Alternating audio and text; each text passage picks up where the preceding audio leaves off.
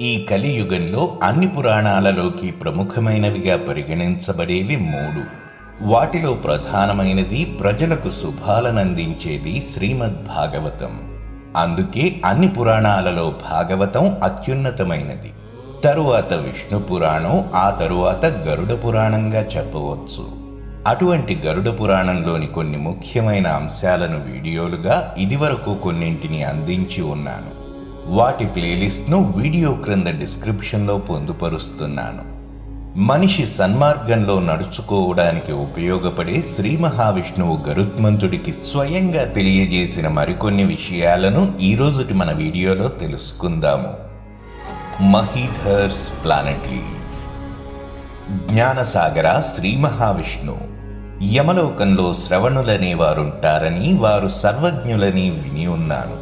వారిని గూర్చి తెలుసుకోవాలని కుతూహలపడుతున్నాను అని అన్న గరుత్మంతుడితో విష్ణు భగవానుడు, గరుడ, ప్రాచీన కాలంలో సమస్త స్థావర జంగమాత్మకమైన సృష్టి ఏకాకారం చెందినప్పుడు నేను దానిని ఆత్మలీనం చేసుకుని పాలసముద్రంలో శయనించాను. అప్పుడు నా నాభికమలం నుండి బ్రహ్మ పుట్టి కొన్ని వందల సంవత్సరాలు తపస్సు చేసి శక్తిమంతుడై ఏకాకారం చెందిన సృష్టిలోని ప్రాణులను 4 ప్రకారాలుగా విడగొట్టాడు.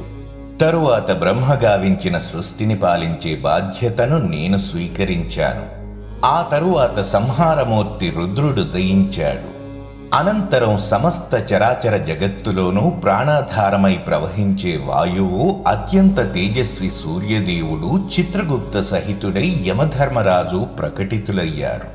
సృష్టిలోని ప్రాణులను విడగొట్టిన బ్రహ్మ మరల తపస్సు చేశాడు.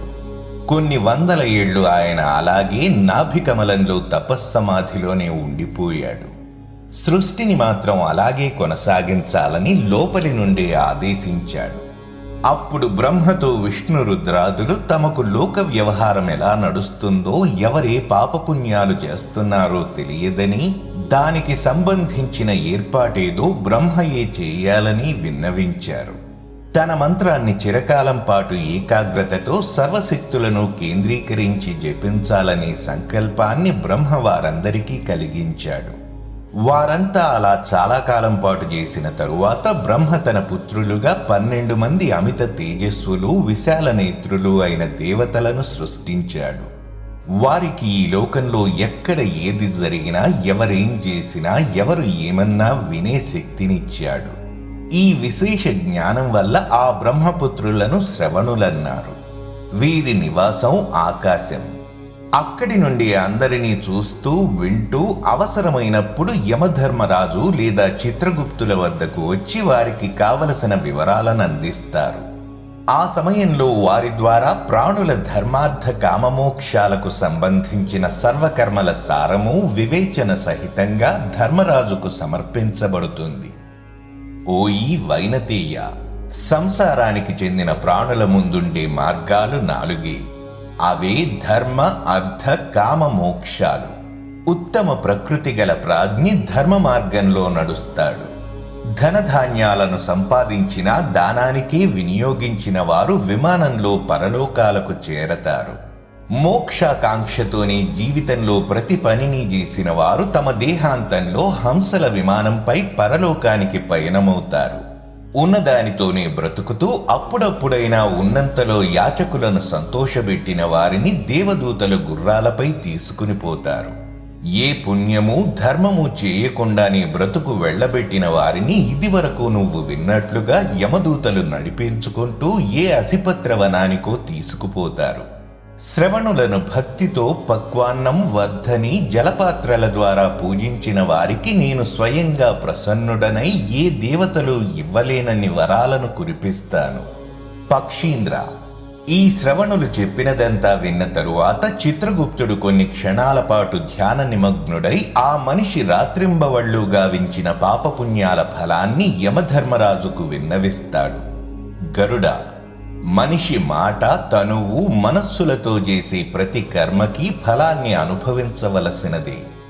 నేడు నీవు విన్న ఈ విషయాలను రేపు ప్రపంచమంతా తెలుసుకుంటుంది. అన్నదానం, దీపదానం చేసిన వారు మహామార్గంలో సుఖపూర్వకంగా పయనిస్తారు. కార్తీక కృష్ణ చతుర్దశి నాటి రాత్రి చేసే దీపదానం సర్వసుఖకారి. ఇప్పుడొకసారి సంక్షిప్తంగా దాన ఫలాలను చెబుతాను విను. వృషోత్సర్గ పుణ్యం వల్ల మనిషి పితృలోకానికి వెళతాడు. జలపూర్ణ ఘటదానం వల్ల యమదూతలు సంతోషిస్తారు. 11వ రోజున శయ్యాదానం చేయడం వల్ల మనిషి విమానమెక్కి స్వర్గలోకానికి చేరతాడు. విశేషించి 12వ రోజు అన్ని ప్రకారాల దానాలను చేయాలి. 13 పదదానాలను చేసిన వారు పితరులు పుత్రులు కూడా వాటి సహాయంతో మహామార్గాన్ని సుఖంగా దాటి వెళ్ళగలరు. ఎవరి భాగ్యం ఎలా ఉన్నదో వారి మార్గ సుఖమును బట్టి తేలిపోతుంది.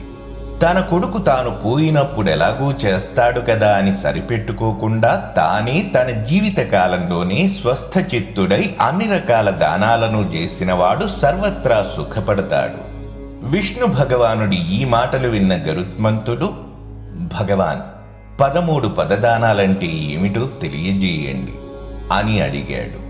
దానికి శ్రీ మహావిష్ణువు, ఛత్రం, పాదుక, వస్త్రం, ముద్రిక, కమండలువు, ఆసనం, భోజన పాత్ర, మరొక ఆసనం, జలపాత్ర, అన్నం, భోజన సామాగ్రి, నెయ్యి, యజ్ఞోపవీతం, ఈ 13ంటిని పదదానాలన్నారు. ఇవన్నీ మృతుని నారకీయ మార్గంలో ఉపయోగపడి ప్రేతానికి సుఖాన్నిస్తాయి. అంతేకాకుండా దానమిచ్చిన వానికి కూడా గొప్ప పుణ్యాన్ని కలుగజేస్తాయి. గృహ్ణాతి వరుణో దానం మమ హస్తే ప్రయచ్చతి అహం చ భాస్కరే దేవో భాస్కరాత్ సో అస్నుతే సుఖం.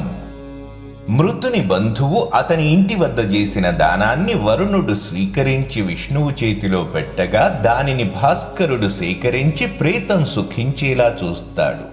ఇదివరకే చెప్పబడిన 16 పురాలను దాటి యముని దగ్గరగానున్న బహుభీతికర నామకపురంలో అంతవరకు హస్తం పరిమాణంలో ఉన్న శరీరం చిటికెన వేలంత అయిపోగా జీవుడు గాలిలో ఎగురుతూ అక్కడక్కడ సిమీపత్రాలపై కూర్చుంటూ యముని వద్దకు, ఆ తరువాత ఆయనతో కలిసి చిత్రగుప్తపురి చేరుకుంటాడు. ఆ పురి 20 యోజనాలలో పరుచుకుని ఉంటుంది. అక్కడుండే కాయస్థులనే దేవయోని జనితులు అన్ని రకాల ప్రాణుల పాపపుణ్యాలను పూర్తిగా గ్రహించి ఉంటారు. ఇదివరకు నేను చెప్పినట్లుగాని యమధర్మరాజు పాపులకొకలాగా కనిపిస్తే పుణ్యులకు మరొక విధంగా దర్శనమిస్తాడు. దానములు చేసిన వారిని ఆ యమధర్మరాజే లేచి నిలబడి గౌరవిస్తాడు అని గరుడుడికి శ్రీ మహావిష్ణువు వివరించాడు. ఈ విషయాలన్నీ తెలుసుకుని మనుష్యులందరూ సన్మార్గంలో నడుచుకోవాలన్నదే నా ఆకాంక్ష. సర్వే జనా సుఖినో భవంతు, లోకా సమస్తా సుఖినో భవంతు. మరిన్ని మంచి వీడియోలతో మళ్ళీ మీ ముందుకు వస్తాను. మరి ఆ వీడియోలు మిస్ కాకూడదనుకుంటే మన ఛానల్ను సబ్స్క్రైబ్ చేసుకోండి. అలాగే వీడియోస్ని లైక్ అండ్ షేర్ చేయడం మరచిపోకండి. మీకు తెలుసుకోదలిచిన విషయాలను క్రింద కామెంట్ బాక్స్లో తప్పక తెలియజేయండి. వీడియో క్రింద డిస్క్రిప్షన్లో పొందుపరిచిన మన సోషల్ మీడియా లింక్స్ కూడా ఫాలో అవుతారని ఆశిస్తున్నాను.